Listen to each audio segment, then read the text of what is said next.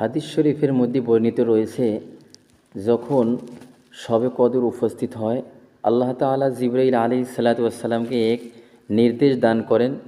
সেই নির্দেশে তিনি অসংখ্য ফেরেশতাদেরকে নিয়ে এবং একটা নিশান নিয়ে, সবুজ নিশান নিয়ে দুনিয়াতে আগমন করেন।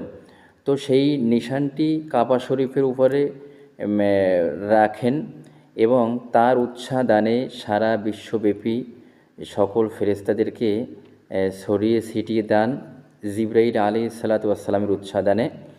এবং সকল আবেদগণদের, যারা নামাজেরত থাকেন, জিকির করেন, দোয়া করেন, সকল বান্দাদেরকে কাছে গিয়ে ফেরেশতাগণ সালাম করেন এবং দোয়াকারী যে সকল আবেদ বান্দারা রয়েছেন তাদের সাথে আমিন আমিন বলতে থাকেন। এবং বিশেষ একটা লক্ষণীয় হলো, জিবরাইল আলাইহিস সালাতু ওয়াস সালামকে আল্লাহ পাক 100 ডানা দিয়েছেন। শুধু শবে কদর ছাড়া দুইটি ডানা খোলার তার কোনো প্রয়োজন হয় না।